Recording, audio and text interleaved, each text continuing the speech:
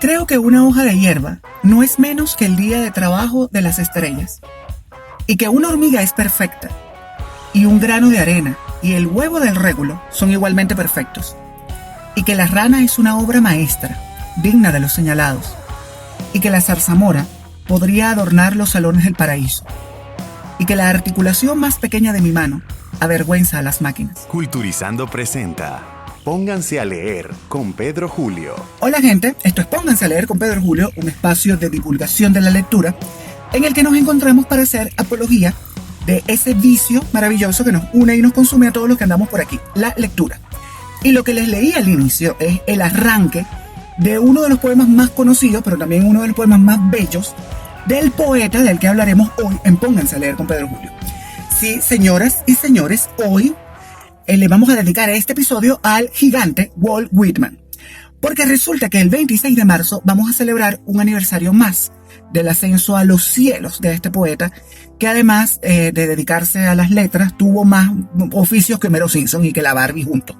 Este hombre fue también enfermero voluntario en hospitales militares durante la Guerra Civil de los Estados Unidos. Se dedicó también al ensayo, y de esa época, bueno, tenemos unas glorias. También fue periodista, y bueno, con su pluma ágil y luminosa dejó constancia del acontecer de su época, y fue uno de los más grandes humanistas que haya nacido en los Estados Unidos. También fue portavoz de un conocido movimiento, el movimiento de la templanza. Luego vamos a hablar de eso. Insisto, tuvo más oficios que la Barbie y Homero Simpson juntos. Si a todo esto le sumamos que el tipo era homosexual en el siglo XIX, ojo que aquí no hay nada extraordinario. Desde que el mundo es mundo, nosotros andamos por ahí. Pero la cuestión es que él habló del amor y de la sexualidad en su poesía. Ahí sí hay algo extraordinario, porque hasta ese momento nadie hacía eso. Y él le dio un sentido mundano a esta cuestión. Él se atrevió a mencionar ese horrible pecado que los cristianos no deben mencionar. Ay, sí, mira, como si vivir en pecado, vivir en libertad fuera pecado. Bueno, vivir en pecado sí es pecado. Ojo, aquí me hice bola yo. Pero el punto es que esta gente, tú sabes, como si todos los cristianos fueran heterosexuales. No te digo yo. Bueno, no vamos a entrar ahí porque después yo me indigno y entonces nos va muy mal. Bueno, mira, la cuestión es que si juntamos todo esto, tenemos frente a nosotros a uno de los personajes más sabrosos, más completos, más complejos también, y más radiantes de la historia de las letras. Y por eso aquí, en Pónganse a leer, hoy, cuando usted esté escuchando esto, vamos a hacer juntos apología de Walt Whitman. Walt Whitman es uno de los más grandes poetas estadounidenses que llegó con el cometa. Él llegó con el cometa Halley. Porque resulta que el año que nació Walt Whitman, en 1819, pasó por la Tierra el cometa Halley. Por cierto que yo llegué con el cometa también, porque yo nací en el 86. Fue la última vez que el cometa Halley se dejó ver por ahí. Bueno, Whitman era hijo de un británico y de una holandesa, migrantes, y tenía una familia numerosa. Esa era una familia numerosa. Eran 9 muchachos.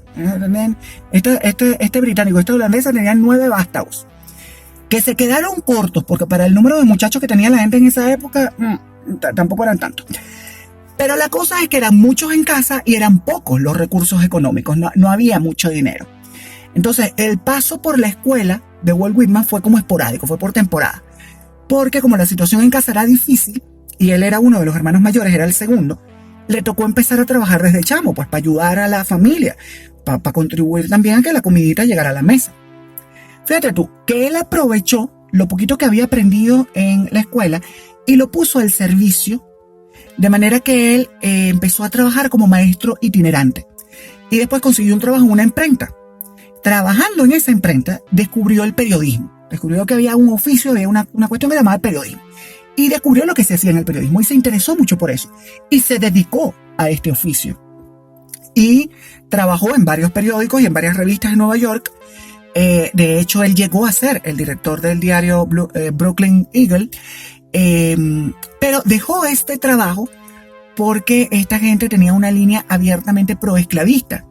Y Whitman pensaba totalmente distinto a esta gente. Pues ese tema esclavista le daba como asco. De manera que él dejó Nueva York. ¿Qué fue lo que hizo? Se fue para Nueva Orleans. Fíjate tú, se fue para Nueva Orleans. porque a Walt Whitman le encantaba la ópera.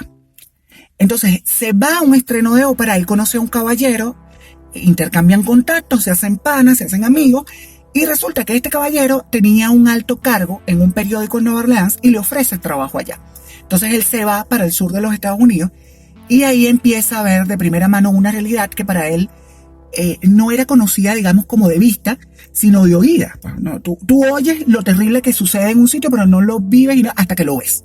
Bueno, él logra ver en esta temporada de Nueva Orleans cómo es la vida en el sur de los Estados Unidos y lo distinto que es la vida en el sur de los Estados Unidos comparada con el norte.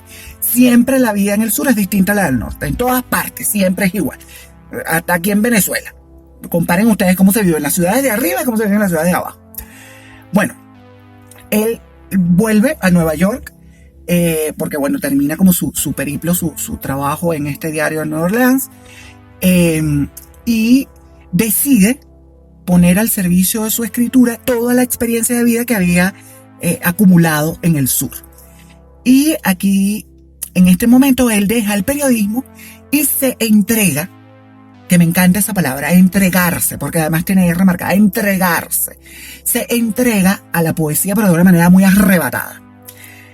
Pero, bueno, no todo es bonito, tú sabes, en la vida hay altos y bajos.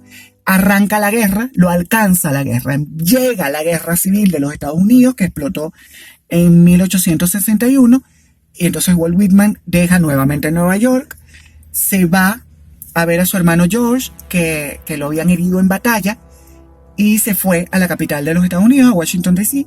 Bueno, a Washington, pero Washington, D.C. es el distrito. Y ahí consigue trabajo como enfermero voluntario. Ahí es cuando empieza a trabajar como enfermero voluntario. Porque se ve como muy movido por el sufrimiento que veía a su alrededor. Pues él veía a mucha gente sufrir y mucha gente pasando trabajo. Y a ver, Santa Teresa de Ávila, doctora de la iglesia e ídola, escribió: recibir tanto y devolver tan poco. Ay de mí, ese es mi martirio. Bueno, esa frasecita a mí me llevó a un convento, a Walt Whitman lo llevó a ser enfermero voluntario en un hospital militar. La guerra se terminó, bendito sea Dios, en 1865 y con el final de la guerra, Whitman se quedó en Washington y empezó a trabajar ahora en la administración pública. Pero su salud empezó a hacerle mella, empezó, tú sabes, a tener algunos conflictos de salud, también tiene conflictos en el sitio donde trabajaba, había un jefe ahí que era como homofóbico, un poco ignorante del señor, y entonces él deja de trabajar en Washington y se traslada a Camden, en el estado de Nueva Jersey, en 1873. En sus últimos años, Whitman se dedicó a la producción poética y entonces escribió nuevos poemas que son una belleza y lo ponen a uno a pensar también, una cosa que a mí me fascina. Y se dedicó con mucho mimo a las nuevas ediciones de su obra Hojas de Hierba, que ya había sido publicada. Whitman se fue como el cometa, o con el cometa, mejor dicho, no como el cometa, con el cometa. Whitman se fue con el cometa, porque partió a los cielos de los poetas el 26 de marzo de 1892, el año que volvió a aparecer el cometa Halley en el cielo de la Tierra. La causa de la muerte fue, y voy a citar textualmente esto: pleuresía en el lado izquierdo, contusión en el miembro derecho, tuberculosis general y nefritis parenquimatosa. Nefritis parenquimatosa. ¿Qué quiere decir esto? Bueno, sus pulmones habían disminuido la capacidad de respiración, no respiraba bien, esto por culpa de una bronquitis pulmonar, y también tenía un absceso del tamaño de un huevo en el pecho que le bloqueaba una costilla. Imagínate todo el dolor y el sufrimiento de esta pobre criatura. Lo enterraron en el cementerio de Hurley, en Camden, en un funeral, bueno, apoteósico, al que asistió un gentío. Ahí hubo música, discursos de amigos, mucha bebida. Virgen del Valle. Esto parece un entierro en petales. Van a decir: ay, sí, los latinoamericanos, que tú sabes que tienen unas formas para enterrar a la gente. Bueno, y allá en el norte, mijo, mira, todo el bochinche que armó esta gente en el funeral de Walt Whitman. Walt Whitman es un tipo que escribió con mucha pasión. Y esa pasión tiene varios destinatarios en su obra poética, porque hay una pasión superlativa por el lenguaje, pero también hay una pasión por la justicia y por denunciar los atropellos y visibilizar un poco la realidad de las poblaciones marginadas en el sur de los Estados Unidos, que él lo vivió. También hay una pasión por denunciar, por la denuncia. Hay una pasión por la denuncia. La denuncia también al clasismo, al materialismo, que según él, y fíjate tú, en ese momento, él sentía que estaba impregnando a la sociedad estadounidense. El materialismo, cuidado. Y también hay mucha pasión por la problemática afroamericana, por cómo vivía esa pobre gente, cómo mal vivía esa pobre gente. También, bueno, la obra poética de Whitman busca cambiar la realidad que le tocó vivir, pues porque es una obra que rompe con los cánones de la forma poética de la época, que se caracterizaba porque era muy cercana a la prosa. Aquí también encontramos la utilización de símbolos y de imágenes que son poco usuales en la poesía, como por ejemplo hojas secas o trocitos de rama, hojas que se están pudriendo. Todos esos símbolos, todos esos elementos están en los poemas de Walt Whitman. Pero también entre sus temas vamos a encontrar la muerte, la democracia, la naturaleza, la libertad, el vitalismo, el sexo. Nadie lo dice, pero todos quieren sexo. La sexualidad, la sensualidad, que no es lo mismo sexualidad que sensualidad. Cuidado con eso. Y hasta la prostitución. Por ejemplo, hay un poema titulado A una prostituta cualquiera, que publicado en Hojas de Hierba, en el que le habla con mucha ternura a una profesional del sexo servicio, que yo insisto, es muy enternecedor. Se lo voy a leer, dice: Serénate, no estés incómoda conmigo. Yo soy Walt Whitman, generoso y lleno de vida como la naturaleza. Mientras el sol no te rechace, no te rechazaré. Mientras las aguas no se nieguen a brillar para ti y las hojas a susurrar para ti, mis palabras no dejarán de brillar y susurrar para ti. Mi niña, yo te cito y te pido que te prepares para ser digna de encontrarte conmigo. Y te pido que seas paciente y perfecta hasta que yo venga. Hasta entonces te saludo con una mirada expresiva para que no me olvides. Es una belleza este poema. Por ahí van a salir los puristas, la gente de la cultura de la cancelación, toda esta gente que se ofende con todo, pero pónganse en contexto, recuerden quién era Walt Whitman, un poquito bájenle dos, porque yo sé por dónde van los tiros. Continuamos. En 1855, Walt Whitman publicó Hojas de Hierba, que ya lo mencioné antes, y esta es la obra fundacional de este autor. Es uno de los poemarios más célebres de la poética norteamericana y es una belleza, porque en los poemas que están en Hojas de Hierba encontramos una alta carga simbólica que llena de vitalidad cada verso. Hojas de Hierba es un manifiesto que funda las bases que se funda también.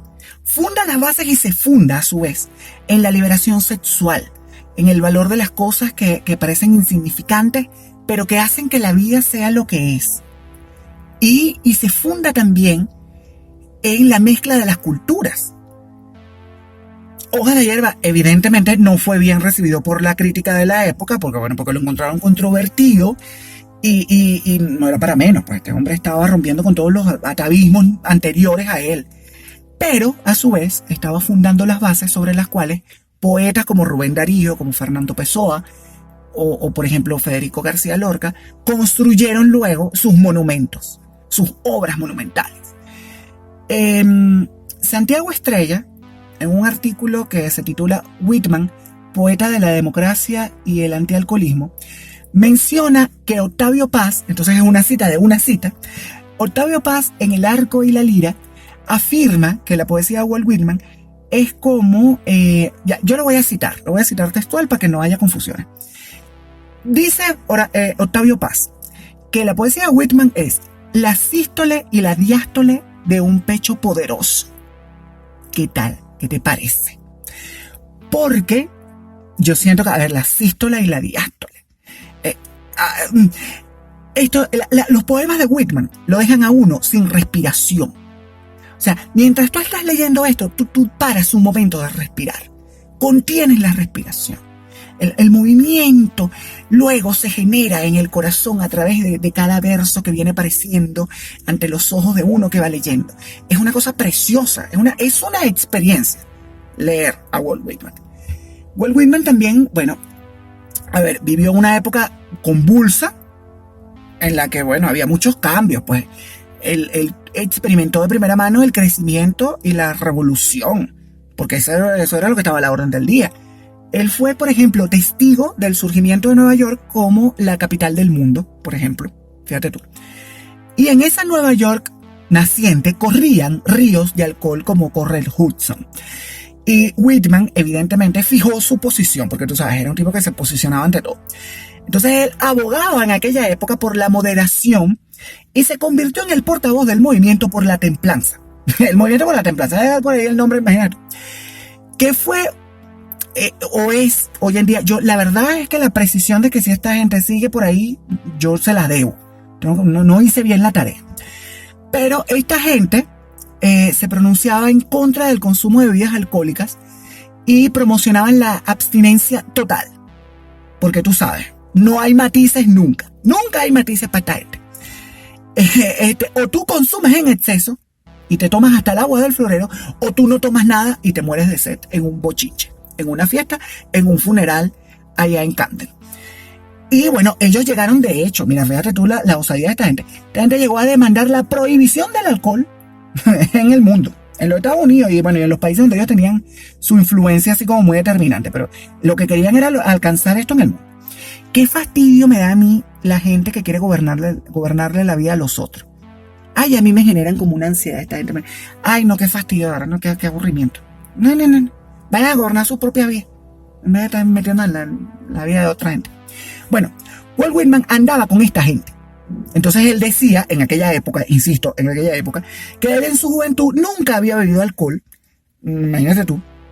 Y después de los 30 años, de edad, él jamás había bebido licores fuertes. Yo no sé qué era lo que él denominaba licores fuertes, porque tampoco lo explica, pero no sé, licores fuertes yo me imagino un pajarito, que es lo que beben los pescadores en mi tierra, o un miche claro, que es lo que toman por aquí en los Andes, pero no sé qué era el licor fuerte. Pero él decía que después de los 30 años nunca había bebido un licor fuerte. Y llegó a escribir una novela que se llama Franklin Evans, en la que él hacía apología de la templanza, esa bonita virtud cardinal que hace que los seres humanos hagan y usen todo con mucha moderación. Eso es la templanza. La cuestión es que años después, Walt Whitman renegó de aquella obra y se avergonzaba de haberla escrito. Porque uno siempre, tú sabes, uno cuando van pasando los años, uno mira para atrás y dice, ay Dios, pero ¿qué estaba pensando yo cuando hice esto cuando era muchacho? A mí nadie, ¿por qué no me dijo nada? ¿Por qué no me aconsejaron? ¿Dónde estaba mi amigo para que me dijera, amigo, date cuenta? ¿Dónde estaba? Entonces él se avergonzaba de haber escrito esto y llegó a decir que él escribió eso por dinero y mientras estaba, y aquí ojo con el dato, mientras estaba bajo la influencia del alcohol. Bajo la influencia del alcohol, Walt Whitman, en 3 días, y movido por la plata, escribió una novela en la que él hacía apología de la templanza. No, pero hay que tener cara, Walt Whitman. Hay que tener cara de tabla. Al final de su vida, se convirtió así como en un hombre muy libre y se jactaba de disfrutar del champán, de los vinos. ¿Y quién no? Y que no, yo no soy un gran bebedor. Yo de hecho yo no bebo, porque en mi familia la gente no bebe, entonces eso no es costumbre en los cedeños aristimuños. Nosotros no somos bebedores. Salir conmigo, así como de parranda, es así como que, ay, pero soy el más divertido de todos, soy el alma de la fiesta, pero consumo muy poco licor. Yo no tomo cerveza, por ejemplo, porque a mí me embucha la cerveza. yo no sé tomar cerveza. Ni la cerveza ni las bebidas gaseosas me embuchan. Pero yo también, igual que Walt Whitman, disfruto mucho un vinito, un champán. Los licores dulces. Porque como todo mal bebedor, a mí me encanta un licor dulce. Mira, yo soy jeva hasta para beber. No te digo yo. Pero el alcohol no fue el único tema álgido en el que Walt Whitman se pronunció. También lo hizo en materia de religión. Qué sabroso es hablar de religión. Ojo, siempre con respeto. cuidado. Pero es muy sabroso hablar de religión y de creencias y de en qué crees tú y de la fe. Eso es sabrosísimo. Bueno, Walt Whitman estaba subyugado por el deísmo. El deísmo es una corriente filosófica en la que se acepta el conocimiento de la existencia y la naturaleza de Dios a través de la razón y la experiencia personal del individuo. De manera que como un deísta convencido, Walt Whitman negaba que alguna fe fuese más importante que otra y abrazaba a todas las religiones por igual. Los deístas, por cierto, proponen unos postulados que a mí me parecen muy interesantes. Ojo, yo soy un católico recalcitrante y repimpolloso, pero la verdad es que a mí me llama la atención el deísmo. Me llama la atención el deísmo. Y me llama la atención todas las religiones y todas las confesiones religiosas. Y me llama la atención ese poder que se ejerce desde un ente al que no podemos ni siquiera tocar, que no nos atrevemos ni siquiera a mencionarle sin pensar en respeto en nosotros como seres humanos. A mí eso insisto, me subyuga. En el deísmo se asegura, se me pegó, la existencia de Dios, pero no se aceptan los credos de ninguna religión en particular. ¿Ves? Otro postulado del deísmo también está que se considera que Dios creó el universo y las leyes de la naturaleza, pero no se acepta que esté representado total o parcialmente en libros o escritos considerados sagrados. A la Biblia no le gusta esto. Ni a la Biblia, ni al Corán, ni a la Torá, no le gusta esto. Para ellos, la razón es el punto de partida para la reflexión. Y yo, a partir de la razón, yo reflexiono acerca de cómo puede ser Dios. Entonces, en lugar de aceptar que me adoctrinen sobre Él, yo reflexiono sobre Él. Insisto, proponen ideas para pensar un rato, para debatirlas, para hablar de esto sabroso. Esta gente, por ejemplo, dice también y defiende que la religión y el Estado deben estar siempre separados. Algo con lo que yo estoy totalmente de acuerdo. A Dios lo que es de Dios y al César lo que es del César, caballeros. Ajá. Bueno, Whitman llegó a hacer un catálogo de las grandes religiones en su obra Canto a mí mismo y manifestó que las respetaba y las aceptaba todas. Y luego esta idea la pulió más en un poema que se llama White Antecedent, o los antecedentes, algo así, donde dice, y les leo: adopto cada teoría, cada mito, cada dios y semidios. Veo que los viejos mitos, Biblias y genealogías son ciertos, sin excepción. Es decir, él aceptaba esto, sin embargo, bueno, había un componente de reflexión y de pensamiento aquí que es importante, pues, porque la fe no se, yo siento, ojo, esto es una opinión muy personal mía, Pedro Cedeño Aristimuño, la fe no se vive de la misma manera si no se reflexiona y si no se piensa. Y yo creo que por eso Mati se metió a estudiar teología y se hizo una experta en la materia, porque vivía la fe de manera mucho más completa. Walt Whitman era lo que llamaríamos nosotros hoy, por ejemplo, un religioso escéptico. Para él, el alma era inmortal y siempre estaba en desarrollo y en cambio. Pero no impuso su postura a nadie. Walt Whitman solamente compartió su opinión. ¿De cuánto podríamos aprender nosotros de este hombre? ¿Cuánto? Ahora, recordarán ustedes que hace rato yo hablé muy por encimita de la sexualidad de Walt Whitman. Y de hecho llegué a cuestionarme así. Mientras estaba preparando las notas, yo dije, bueno, ¿será que yo hablo de esto o no hablo de esto? Mira qué pendejo soy. Porque los convencionalismos sociales a mí todavía me atan en algunas cosas, no en todo. Bueno, y tampoco es que me atan muy fuerte, son así como un lacito de zapato. Jálalo tú por una trenza y a eso se acabó. La cosa es que aquí, en Pónganse a Leer, hacemos apología de la lectura. Y no nos importa con quién caramba se acuesten o de quién se enamoren los que producen buena literatura. Pero en este caso, a mí me parece que hay que hablar de la sexualidad de Walt Whitman, que dicho sea de paso, ha sido discutida, tan discutida como su obra. Porque resulta que los biógrafos siguen debatiendo si el tipo era homosexual o bisexual, como si eso le importara a alguien. O bueno, quizás sí nos importe. Sí, porque fíjate tú, importa, y creo que en este momento es imperioso que los chamos de hoy, que están en una fase de descubrimiento y que están oprimidos por entornos familiares y sociales que son unos entornos de mierda, que sienten que por sentir lo que sienten son unos pecadores, como tildaron a Walt Whitman, o que son peores personas que los demás, es una cosa nefasta. Sepan y conozcan que hay gente fantástica, reconocida y fenomenal, que sentía lo mismo que sienten ellos en este momento. Hoy más que nunca yo siento que hace falta tener referentes de calidad, o sea, gente talentosa. Ojo, que ese talento no está supeditado a la sexualidad en lo absoluto, pero sí necesitamos más y mejores referentes de calidad. La verdad es que a mí me da como una pequeña alegría cuando me entero que tal o cual autor o autora es homosexual. Y yo siento, mira, como que caramba, a ver, nosotros nos podemos dedicar a lo que nos dé la gana, porque la cuestión no es cuál es tu orientación sexual. Eso no debe determinar cuál va a ser tu oficio, tu profesión, a lo que te vas a dedicar el resto de tu vida. Para nada. La cuestión es que todos y todas no tienen la misma suerte que tuve yo. ¿Por qué no? Porque yo nací en una familia amorosa, una familia abierta, en la que se habla con absoluta naturalidad de todo. Aquí no, los señores timoños no son gente con remilgos. A ver, a mí nunca se me presionó por cubrir esos convencionalismos sociales de Bucatunane. Tú no tienes novia. Y iban pasando los años porque yo andaba en otra cosa también. O sea, yo no. A ver, quizá por eso, mira, una confesión.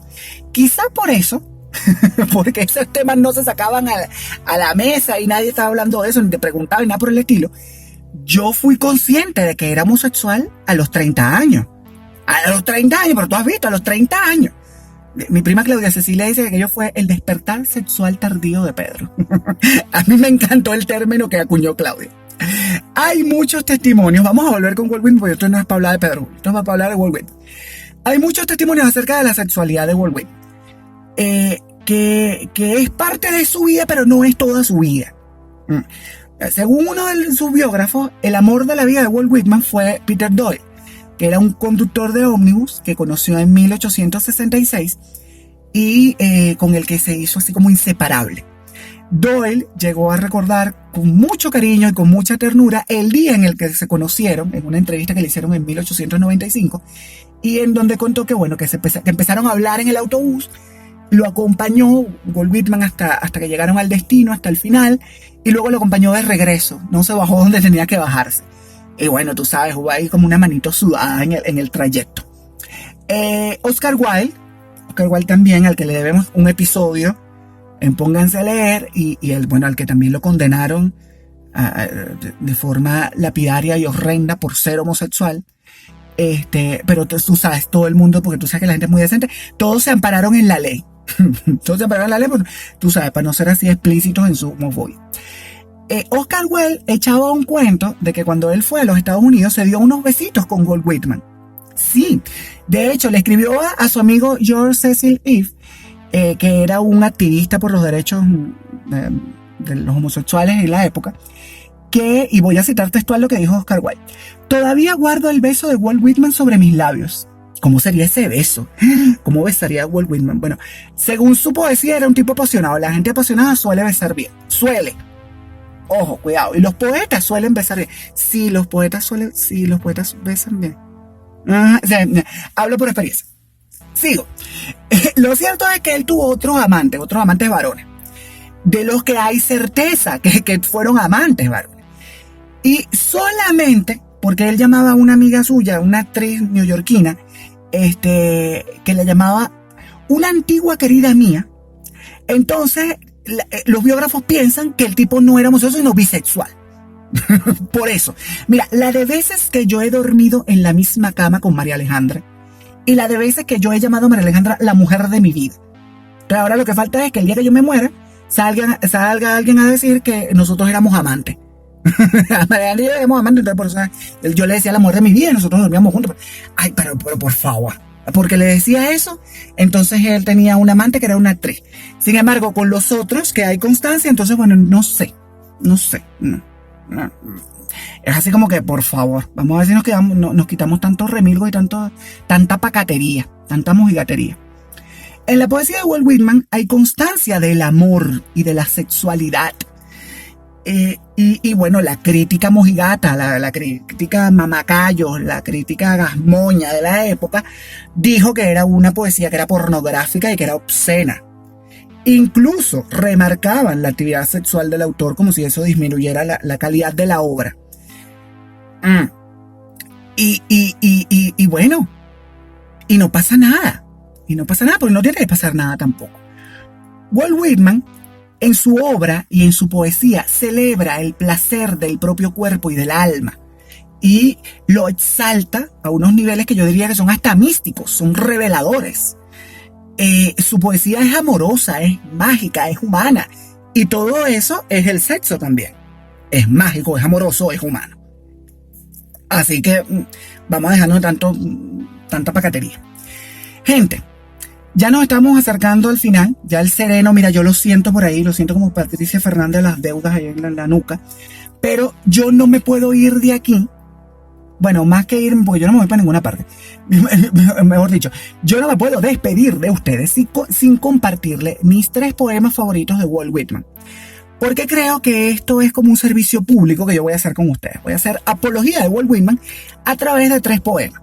El primero que les voy a compartir es Canto a mí mismo, que es un poema que está lleno de versos insinuantes, versos sensibles, versos eróticos.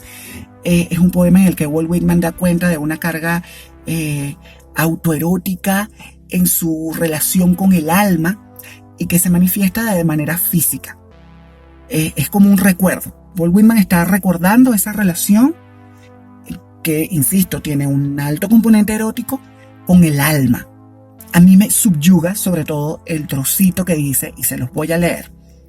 Me gusta sentir el empuje amoroso de las raíces a través de la tierra, el latido de mi corazón, la sangre que inunda mis pulmones, el aire puro que los orea, en inspiraciones y expiraciones amplias. Me gusta olfatear las hojas verdes y las hojas secas, las rocas negruzcas de la playa y el heno que se apila en los pajares. Me gusta oír el escándalo de mi voz, forjando palabras que se pierden en los remolinos del viento. Me gusta besar, abrazar y alcanzar el corazón de todos los hombres con mis brazos. Es una belleza, es una belleza. Hay otro poema que quiero compartirles que se llama A ti. Sí, a ti.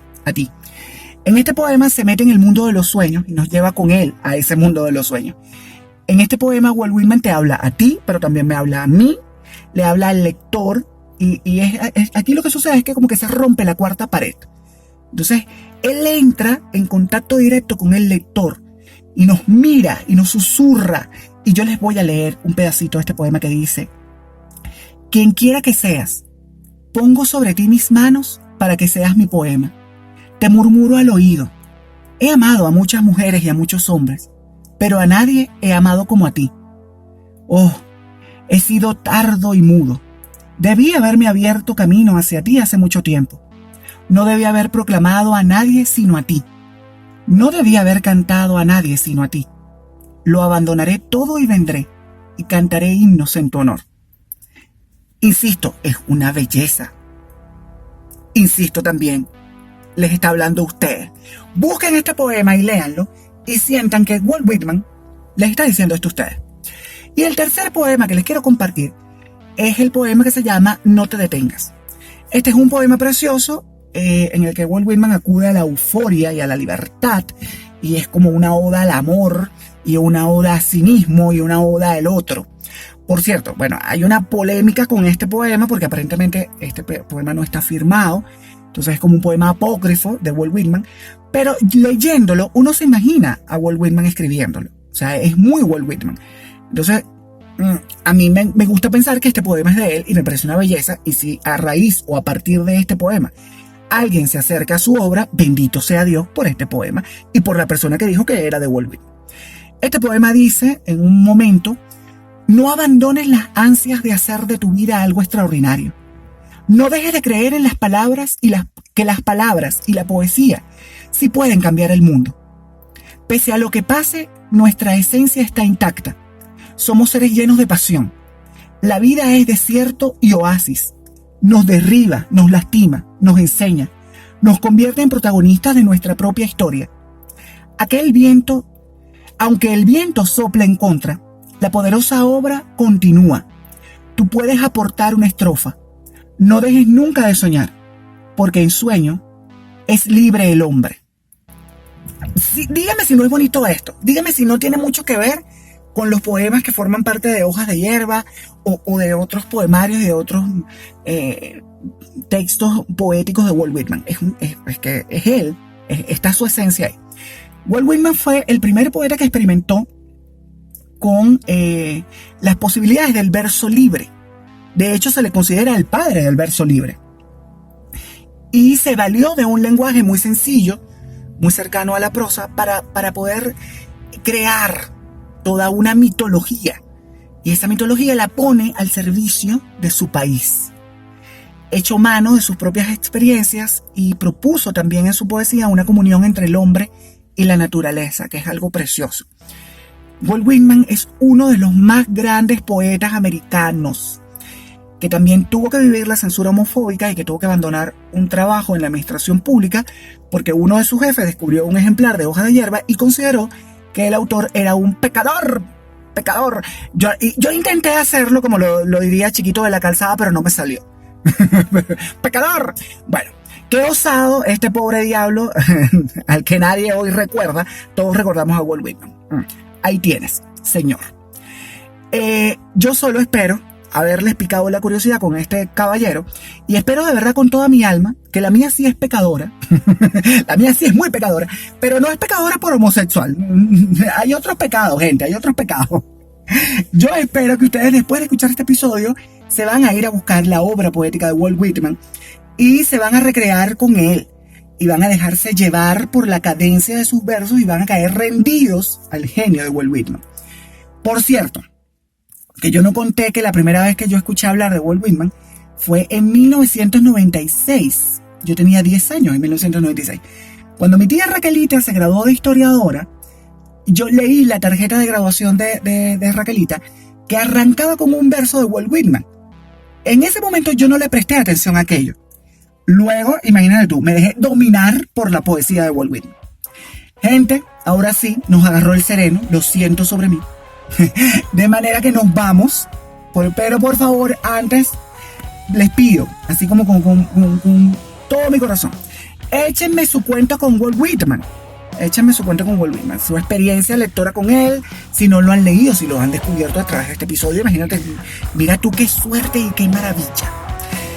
Háganlo a través de las redes de Culturizando, que bueno, que Culturizando hace posible que Pónganse a Leer llegue a ustedes. Y háganlo también a través de las mías, @PedroCNOA en Instagram y en Twitter.